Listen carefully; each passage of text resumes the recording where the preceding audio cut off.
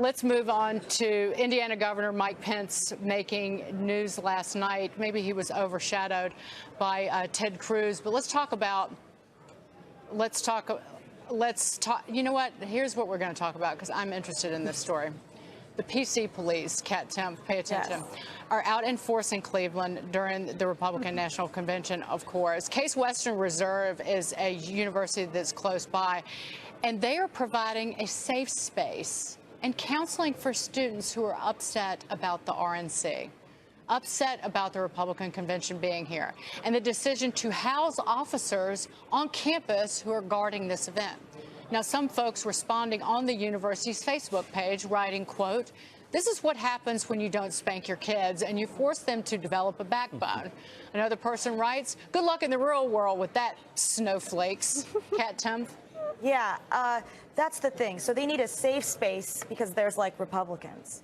There's like always Republicans around, usually where they are. They should relax. They should know what it's like to have a real problem. This is going on in other schools. They talk about the police. I saw that one student, one of these petitions, said that it perpetuates a gendered environment to have cops on campus. It's like, kid, do you even know what you're talking about?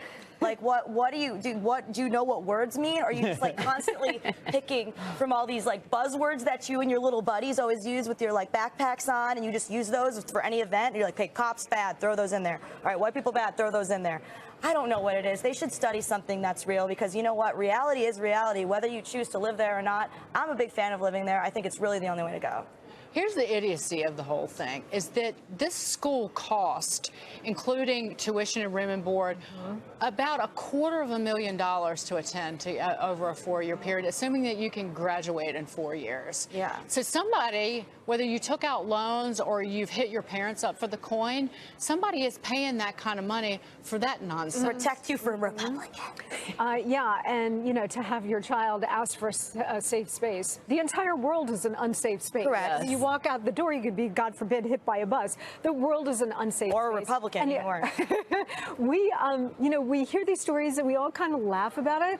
This is really disturbing, because what's happening is we're creating this whole generation that is completely ill-prepared for the real world and for life. Life is full of hardship and pain, no matter who you are, what resources you have. It doesn't matter. Life is really hard. The other thing is, it's so disturbing, is the ease with which these kids are willing to like throw out the First Amendment. Right. Like, well, you don't have a right to free speech because I don't like what you're going to say, or you're holding a Trump sign. No, America doesn't work that way. America great again is hate speech on lots of campuses. Yeah. It is intolerance in the name of tolerance. That's what I find so repugnant.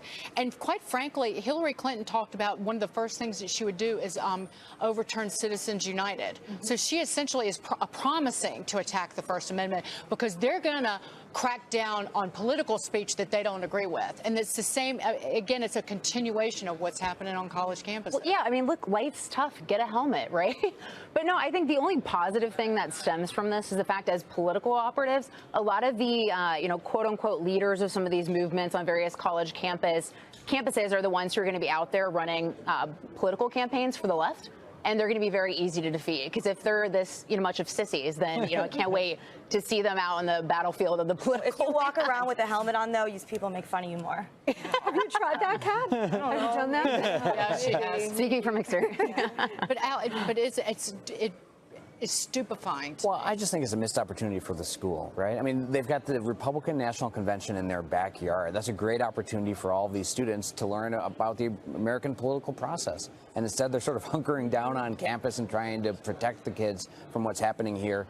Yeah, that's a missed opportunity. It's a disservice to them. What are they going to do? Like, when they work in an office someday, require to have a Republican-free zone where they can work, and they have to be like escorted in a bubble, and they can't see any Republicans, and maybe they'll have like a pigeon deliver messages if it's from a Republican to you. Like, but seriously, if you take their logic out, it's not that ridiculous. They're saying they can't be around Republicans. That's when you can do the tin cans. All right, yeah, exactly. So what are you supposed to do? You can't. If you might run into a Republican, you're gonna. I don't think being in a war zone is not safe. Having terminal cancer is not safe. Being in the same room as a Republican, not what the word unsafe means. Well, and some of these universities are breeding grounds for anti-Semitism in this country. I mean, I've gotten it online. I accidentally, which I apologize for, when Caitlyn Jenner's cover came out on Vanity Fair, I used the pronoun he because that's the person I had known my entire life. Yeah. I accidentally used it late, and I apologize for it. Somebody online, somebody who is as liberal as they come,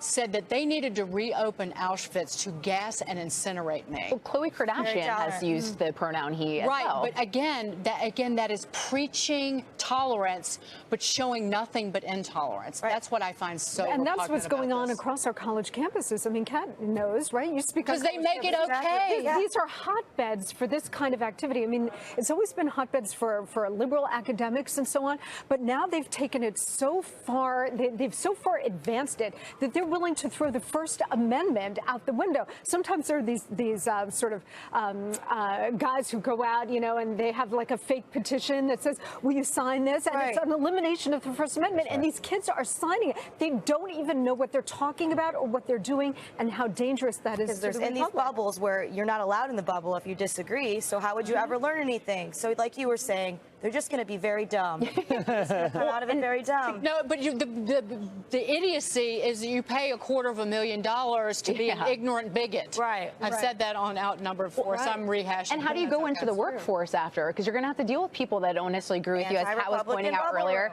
Yeah, or people that don't look like you, people that don't sound like you. And how are you ever going to be able to hold an actual job in the actual real world if this is how you think the real world is?